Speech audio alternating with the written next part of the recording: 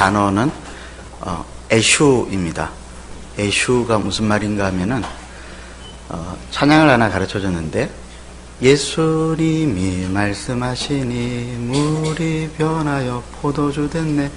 예수님 이 찬양을 가르쳐줬더니 끊임없이 이 찬양을 불러달라고. 에슈. 저는 처음에 어휴인 줄 알고,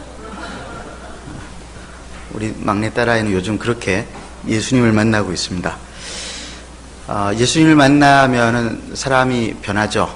예수님을 만나면은 참 좋습니다.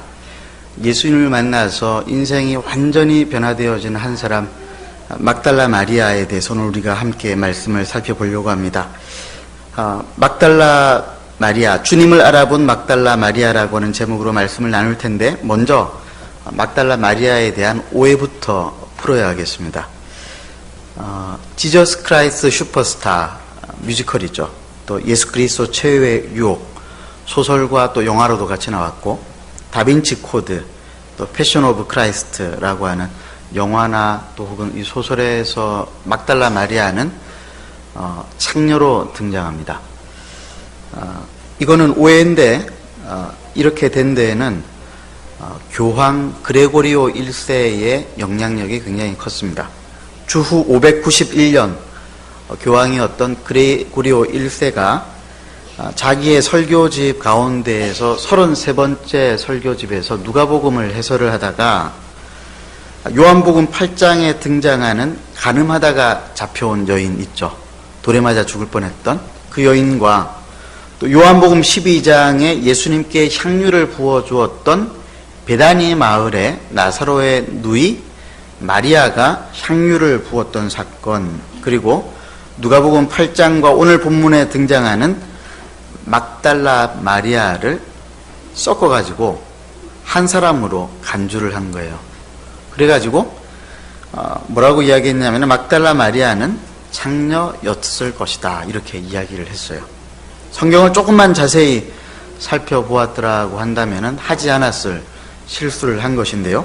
그런데 그레고리 1세의 이 잘못된 성경 해석 때문에 천주교에서는 무려 1400년 동안 막달라 마리아가 창녀라고 오해를 받았습니다. 그러다가 1989년도에 교황이었던 요한 바오로 2세, 그 사람이 이거는 잘못이었다라고 공식적으로 인정함으로 막달라 마리아의 실추되어진 명예가 회복이 되어졌습니다. 그러나 많은 사람들은 아직까지도 막달라 마리아는 창녀다라고 하는 생각을 가지고 있는 것 같습니다.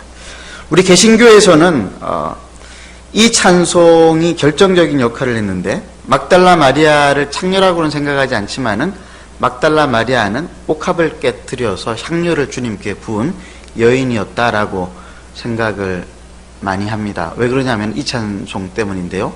찬송가 211장, 값비싼 향유를 주께 드린 막달라 마리아 받아서, 찬송가가 성경책이랑 같이 붙어 있는 경우가 많았기 때문에 우리는 찬송가도 성경처럼 뭔가 오류가 없을 것이라고 생각을 하는데, 사실은 찬송가에는 오류가 있는 가사들이 굉장히 많이 있습니다. 이 찬송의 가사는 전혀 성경적이지 못합니다.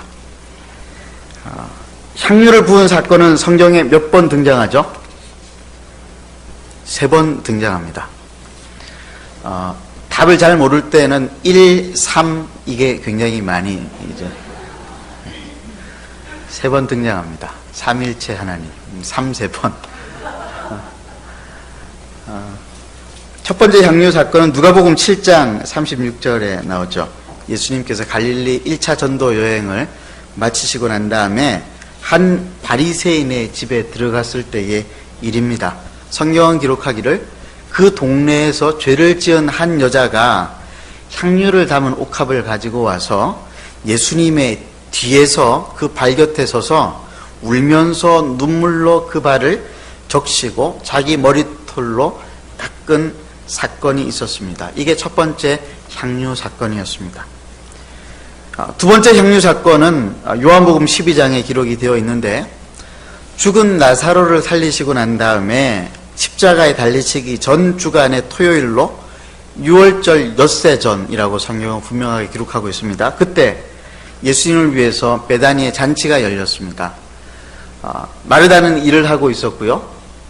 마리아가 예수님을 위해서 나드 한 근을 가져다가 예수의 발에 붓고 자기의 머리털로 발을 닦기 시작했습니다. 이게 두 번째 향유 사건이었습니다. 세 번째 향유 사건은 마태복음 26장과 마가복음 14장에 기록되었는데요. 예수님이 십자가에 달리시던 그 주의 수요일, 즉 6월절 이틀 전에 일어났다라고 성경은 기록하고 있습니다. 다 지금 시점이 다 다르죠. 장소는 베다니의 나병 환자 시몬의 집이라고 했습니다. 여기에 등장하는 인물은 이름을 알지 못하는 한 여인이라고 했습니다. 한 여자가 300데나리온 이상의 값어치를 가진 향유를 예수님의 발에 부은 게 아니라 이번에 어디에 부었냐면은 예수님의 머리에 부었다라고 했어요. 자, 다 달라요. 첫 번째 향유 사건은 예수님의 발에다가 향유를 부었는데 어디에서 향유가 부어졌죠?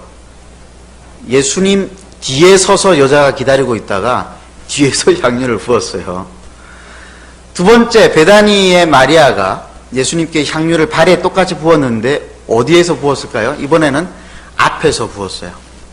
세 번째 향유 사건, 이름 모를 한 여인이 어디라고 했죠? 베다니의 나병 환자 시몬의 집에서 300데나리온 이상의 값어치를 가진 향유를 예수님의 머리에 부었다라고 기록을 하고 있습니다. 향유를 부은 여인도 다 다른 인물이었고 향유를 부은 위치도 다 달랐습니다. 성경 어디에도 막달라 마리아가 향유를 부었다라고 기록한 적이 없습니다. 그러면은 이 찬송가 211장을 지은 사람이 파크라고 하는 사람인데 왜 이 사람은 막달라 마리아가 향유를 부었다라고 가사를 적은 것일까요? 왜냐하면은 이 교황 그레고리오 1세가 이렇게 성경 해석을 잘못한 성경 해석도 있지만은 누가복음 8장 1절과 3절에 나오는 막달라 마리아의 배경을 대단히 오해했기 때문이기도 합니다. 한번 찾아와서 읽어보도록 하겠습니다. 누가복음 8장 1절에서 3절 말씀인데요. 함께 읽겠습니다. 시작. 그 후에 예수께서 각 성과 마을에 두루다니시며 하나님의 나라를 선포하시며 그 복음을 전하실세 12제자가 함께하였고 또한 악귀를 쫓아내심과 병 고침을 받은 어떤 여자들 곧 7 귀신이 나간 자 막달라인이라 하는 마리아와 헤롯의 청지기 부사의 아내 요한나와 수산나와 다른 여러 여자가 함께하여 자기들의 소유로 그들을 섬기더라. 2절 3절 말씀 그대로 띄워주시고요. 7 귀신이 나간 막달라인, 성경에 막달라 마리아가 최초로 등장하는 이 본문에서 막달라 마리아는 7 귀신이 나간 자 막달라인이라 하는 마리아라고 소개가 되고 있습니다. 아마 예수님이 갈릴리 사역을 1년 반 정도 하셨는데 그때의 마리아는 예수님을 만났을 것입니다. 그때 예수님께서는 마리아에게서 7 귀신을 내어 쫓아 주셨던 것 같습니다. 그런데 그레고리 1세를 비롯해서 많은 사람들이 막달라 마리아에게 들어가 있었던 7 귀신, 이 7 귀신이 들어갔던 이유에 대해서 단정을 했는데 어떻게 단정을 했냐면은 죄가 있기 때문에 귀신이 들어간 것이다. 그럼 어떤 죄냐? 보니까 가늠하다가 돌에 맞아 죽을 뻔했던 그 여인과 여러 그 여인들에 대해서 여인의 죄가 뭐냐라고 했을 때 성적인 죄를 지은 것이라고 단정을 내린 거예요. 성경에 그런 내용을 유추할 만한 어떠한 단서가 없음에도 불구하고 남자 중심적으로 생각을 하게 되어진 것이죠. 그래서 무리하게 성경을 해석한 것이 막달라 마리아는 장녀였다. 혹은 막달라 마리아가 예수님께 향유를 부었던 그 죄 많은 여인이었을 것이다. 이렇게 오해를 하게 되어진 것입니다. 근데 사실 우리가 막달라 마리아에게 주목해야 할 부분은 이런 가십과 루머가 아니에요. 훨씬 더 중요한 막달라 마리아에 대한 정보가 오늘 우리가 읽었던 지금 보고 있는 이 본문에 나와 있습니다. 거기에 뭐라고 하고 있습니까? 2절 3절을 우리가 다시 한번 읽겠는데요. 시작. 또한 악기를 쫓아내심과 병고침을 받은 어떤 여자들 곧 7 귀신이 나간 자 막달라인이라 하는 마리아와 헤롯의 청지기 구사의 아내 요한나와 수산나와 다른 여러 여자가 함께하여 자기들의 소유로 그들을 섬기더라. 7 귀신이 나간 자 막달라인이라 하는 여자 마리아와 다른 여자가 함께하여서 자기들의 소유로 어떻게 했다고요? 그들을 섬겼다. 그들은 누굽니까? 1절에 나와 있는 예수님과 제자들이었습니다. 왜 섬겼습니까? 예수님과 제자들이 하나님 나라의 복음을 증거하고 있었기 때문입니다. 무슨 말이냐면은 막달라 마리아는 누구냐? 귀신으로부터 자유케 된 이후로 다른 여자들과 함께 자기들의 소유, 즉 돈으로, 물질로 예수님과 사도들의 복음 사역을 섬긴 대단히 신실한 여인이었다라고 하는 것이죠. 막달라라고 하는 이 말은 지명 이름입니다. 지도를 한번 보여주시죠. 갈릴리 호수죠. 서편의 밑에 디베랴라고 하는 도시가 있습니다. 로마의 황제 티베리우스가 세운 도시임과 동시에 헤롯 대왕이 예수님의 호정령을 내렸던 헤롯 대왕이 이 도시의 황제 사당을 만들어 가지고 로마 황제 티베리우스에게 갖다 바친 도시예요. 이 도시 위쪽 북쪽으로 8km를 올라가면은 어디가 보입니까? 막달라가 있어요. 지금은 이제 믹달 혹은 미들이라고 하는 명칭으로 지금 있는 도시예요. 이곳은 염료와 원단이 많이 생산되었답니다. 그래서 돈을 많이 가지고 있는 도시였습니다. 원단 공장과 염색 공장이 제가 대구를 다녀보니까 있더라고요. 신천대로를 따라서 쭉 올라가니까 대구 염색공단 뭐 이렇게 해서 보이는데 아마 대구 같은 도시였을지 모르겠습니다. 막달라 마리아는 막달라라고 하는 그 마을에서 살았던 마리아였습니다. 아마 마리아는 꽤나 돈이 있었던 모양입니다. 여러 사람들과 함께, 여러 여자들과 함께 예수님과 제자들의 복음 사역을 물질로 도왔다라고 기록을 하고 있습니다. 그들은 늘 주님과 제자들을 따라 다녔습니다. 그래서 사복음서의 공이 이들을 가리켜서 뭐라고 이야기했냐면은 갈릴리의 여인들이라고 했어요. 갈릴리의 여인들. 갈릴리에서 주님을 따라다니, 갈릴리로부터 올라와서 주님을 도왔던 여인들이었다라고 하는 말이죠. 사복음서에 공통적으로 기록되어 있는 막달라 마리아의 행적을 보면은 그녀는 늘 주님을 따라다닌 것은 물론이요, 제자들이 예수님께서 십자가에 달리신 이후로 다 흩어져서 혼비백산 도망을 다녔던 반면에 갈릴리의 여인들과 함께 막달라 마리아는 예수님이 십자가에서 임종하실 때까지 그 자리를 지켰습니다. 떠나지 않았습니다. 의리가 있었죠. 십자가에서 예수님이 죽으시고 난 다음에 아리마대 사람 요셉이 니고데모와 함께 예수님을 동산 빈 무덤에 안치할 때에도 그것을 다 지켜보고 있었고, 안식일이었기 때문에 장례를 치를 수 없었지만은 안식 후 첫날 새벽같이 일어나서 빈 무덤에 가서 예수님을 장사 지내려고 준비하고 있었던 여인이었습니다. 그리고 안식 후 첫날 막달라 마리아는 다른 여인들과 함께 빈 무덤을 방문했죠. 그런데 돌문이 열려 있었고 무덤은 비어 있었습니다. 빈 무덤에서 막달라 마리아는 주님을 찾을 수가 없었죠. 그러나 두 천사를 만나서 주님의 부활의 소식을 듣고 그 소식을 베드로와 요한과 제자들에게 알렸습니다. 그리고 이후에 가장 먼저 부활하신 예수님을 만나게 됩니다. 예수님께서 부활하신 후에 제일 먼저 만난 사람은 베드로가 아니었고 사랑하는 요한이 아니었습니다. 누구였다고요? 막달라 마리아였어요. 막달라 여자 마리아. 예, 우리 저기 MK들이 지금 벌써 준비 끝내고 오고 있는데, 얘들아 들어와서 빈대 앉아 있어.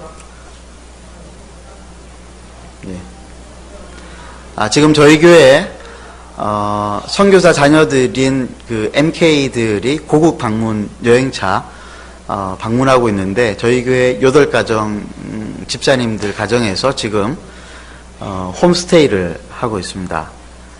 그래서 지금 오늘 설교 끝나고 특송을 할 건데 11시 55분에 내려오라고 했는데 애들이 착해서 빨리 내려왔네요.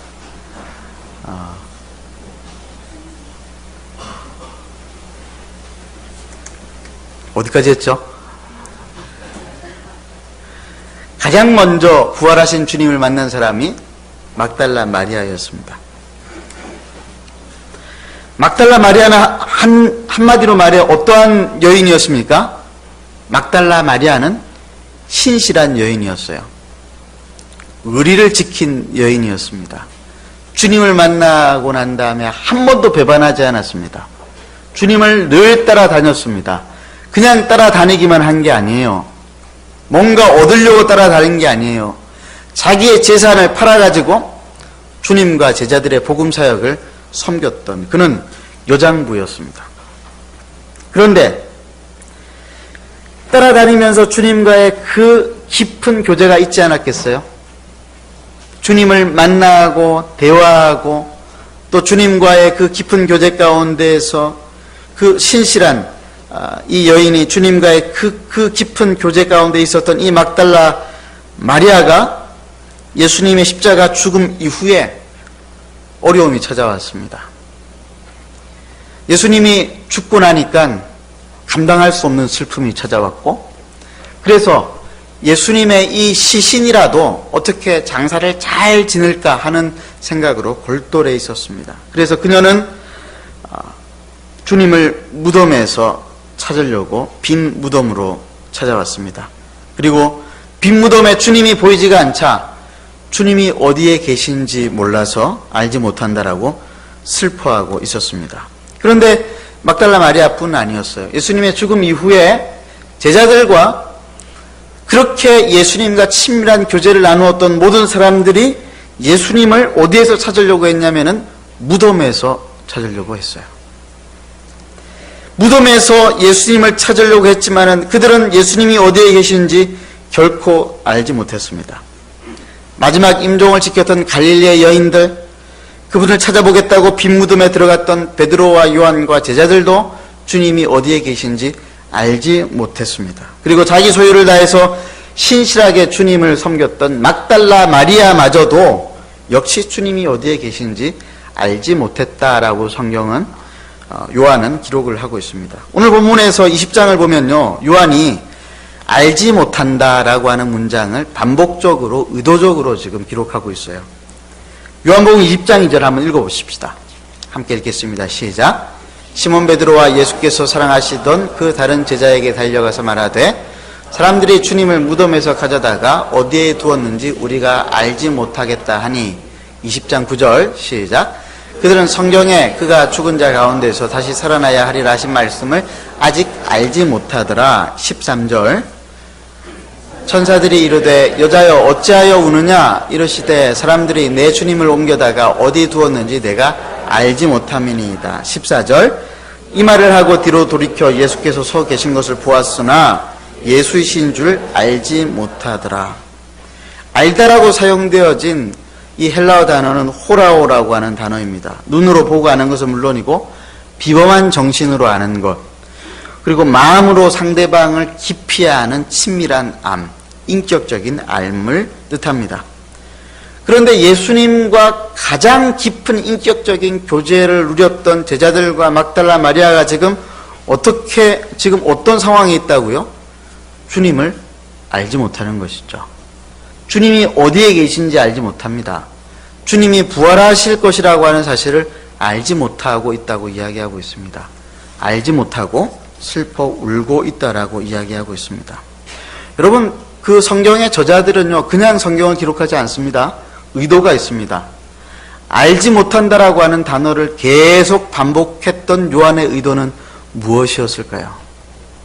예수님의 육체적 죽음 때문에 잠시 마음의 상태가, 그 영혼의 상태가 죽음 가운데로 빠져들었던 이 제자들과 막달라 마리아의 영적 상태를 우리에게 알려주려고 그러지는 않았을까요?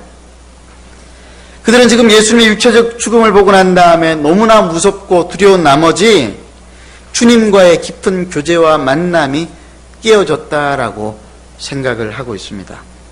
왜 그렇습니까? 왜 그들은 주님을 알지 못하고 있습니까? 왜 그들은 영적 무지의 상태에 빠져들었나요? 예수님을 죽은 자 가운데서 찾고 있기 때문에 그렇습니다. 누가복음 24장 5절에 천사들이 이야기하죠. 왜 산자를 죽은 자 가운데서 찾고 있느냐? 마태복음 28장 6절에 부활하신 분을 무덤 속에서 찾고 있는 것은 잘못된 것이라고 천사들이 이야기하고 있죠. 예수님을 무덤 속에서 찾다가 결국 찾지 못한 막달라 마리아는 무덤을 떠나지 못하고 무덤 앞에서 슬피 울었다라고 이야기하고 있습니다. 여러분, 예수님을 무덤에서 찾으면 안 됩니다. 예수님을 죽음 가운데서 찾으려고 해서는 안 됩니다. 1, 2차 세계대전을 지나는 동안에 죽음의 터널을 지나온 유럽의 그리스도인들이 그랬습니다. 자신들의 신앙에 대해서 회의가 일어나기 시작했죠. 하나님이 살아계시다면은 어떻게 이렇게 끔찍한 일이 우리에게 일어날 수 있는가? 그들은 신앙에 대해서 회의하고 결론적으로 그들이 선언하기를 하나님은 살아있는 것이 아니라 죽어있다라고 결론을 내렸습니다. 그 결과 유럽의 교회는 황폐화되기 시작을 했습니다. 지금 우리가 보는 것처럼 유럽의 교회들은 살아있는 주님을 만나고 있지 못합니다. 죽음에서 부활하셔서 우리를 부활의 신앙으로 살아가게 하시는 시퍼렇게 살아계신 주님을 많은 유럽의 그리스도인들이 아직까지도 만나지 못하고 있습니다. 여러분 어떻습니까? 여러분, 기독교는요, 현재를 살아가는 종교입니다. 기독교는 과거를 추억하는 종교가 결코 아니에요. 기독교는요, 지금 바로 이곳에 나와 함께 주님이 살아계심을 믿고 그분을 순간순간 의지하는 것이 기독교 신앙이에요. 기독교 신앙이라고 하는 것은 그런 거예요.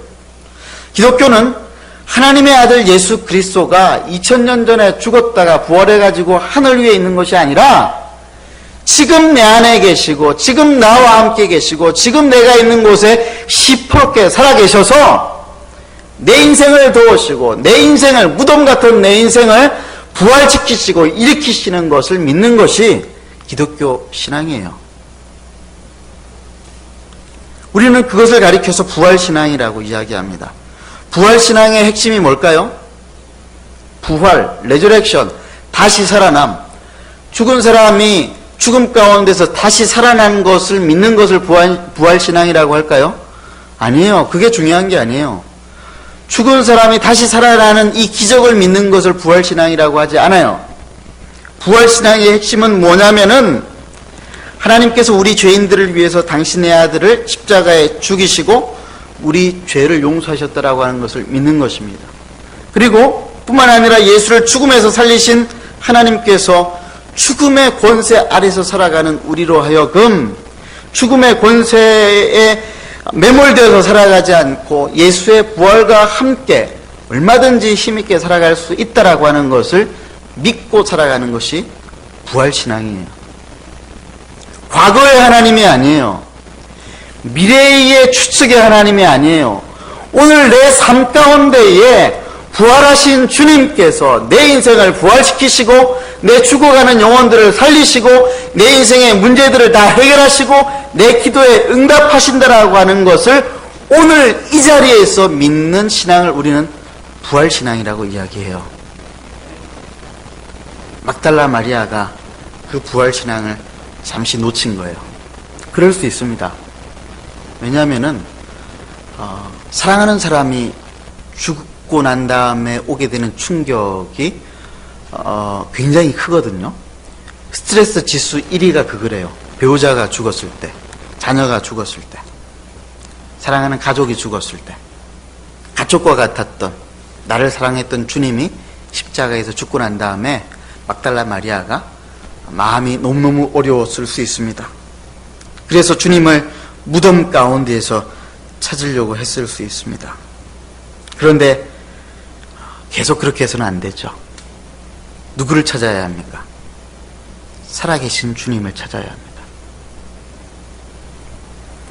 지금 내 눈앞이 캄캄하다고 할지라도, 지금 내 삶의 환경 가운데서 주님이 보이지 않는다 할지라도 주님이 죽어 계신 것이 아니라 부활하셔서 오늘 나와 함께 계시다라고 하는 것을 믿고, 하나님께서 다윗과 이사야와 수많은 구약의 선지자들을 통해서 예수를 죽음 가운데서 살려내셨다라고 하는 것들을 믿고 살아계신 주님을 찾아가야 한다라고 하는 것이죠.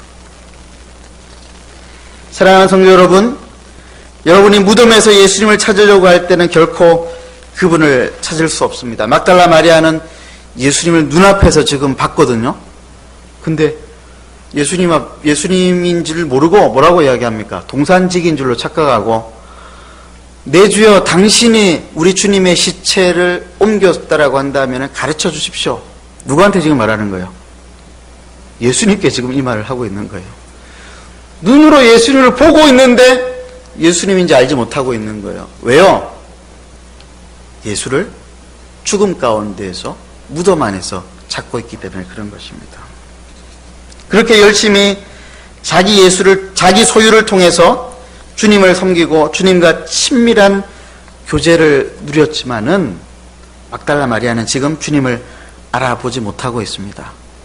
여러분, 그래서 아까 제가 말씀드렸잖아요. 기독교는 현재 종교라고요.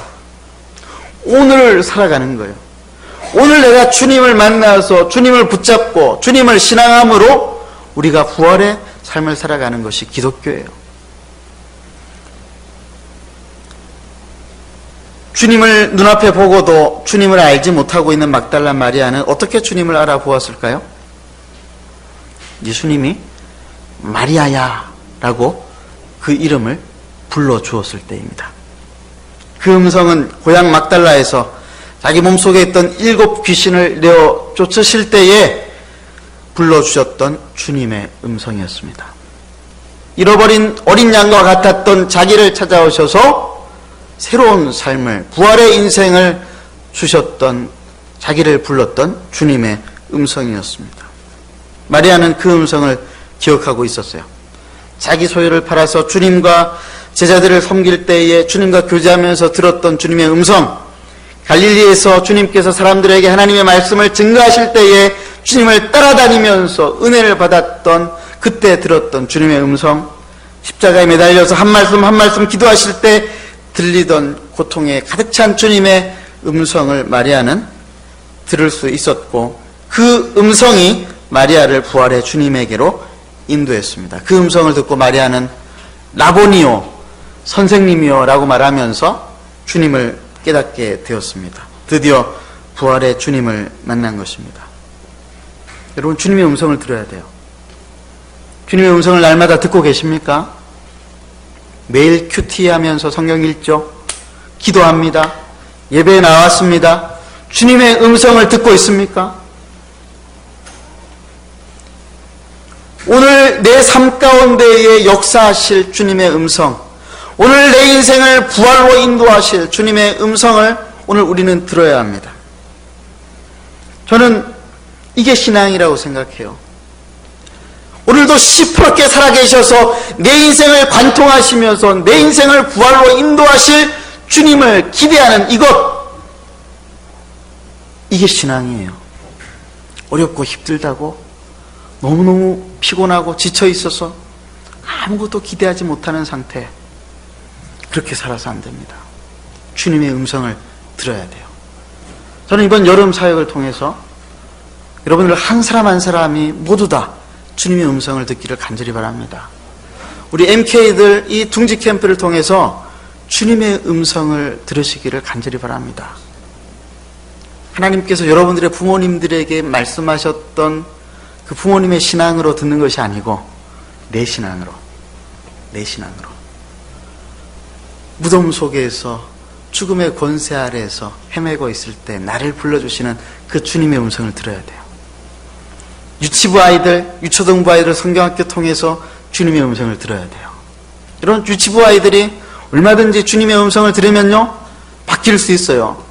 저는 초등학생들이 대성통곡하면서 주님 앞에 기도하는 것들을 많이 봤습니다. 우리 청소년들이 이번 주 수요일부터 블라디보스톡 이제 가잖아요. 비전 트립으로 주님의 음성을 들어야 돼요. 마리아야, 리브가야, 말씀하시는 주님의 음성을 들어야 돼요. 전 교인 수양회 매해마다 그냥 아무 기대 없이 가서는 안 됩니다. 주님의 음성을 듣기를 소망하고 기대하면서 나가야 됩니다. 2박 3일 7월 30일부터 2박 3일 동안 열리는 전교인 여름 수양회를 통해서 나를 부르시는, 내 이름을 부르시는 주님의 음성을 들어야 합니다. 무덤 같은 여러분의 일상의 동굴에서 빠져나와서 죽음에서 부활하신 주님을 기대하십시오. 부활의 주님이 오늘 내 인생에서 나를 만나주시고 나에게 말씀하실 수 있다라고 하시는 이 약속의 말씀을 믿음으로 고백하십시오. 그래서 우리가 기도해야 하는 것이죠. 수요일날 나와서 기도하십시오. 토요일 새벽에 나와서 기도하세요. 여러분들의 둥지 캠프를 위해서 기도하세요. 기도할 때 주님이 우리에게 말씀하십니다. 우리에게 말씀하실 뿐 아니라 우리의 삶을 부활의 능력으로 인도하실 줄을 믿습니다. 이 시간 한번 기도하십시다. 기도하실 때 주님, 이 뜨거운 여름에 나를 뜨겁게 부르시는 주님의 음성을 듣게 하여 주시옵소서. 합심으로 기도하시겠습니다.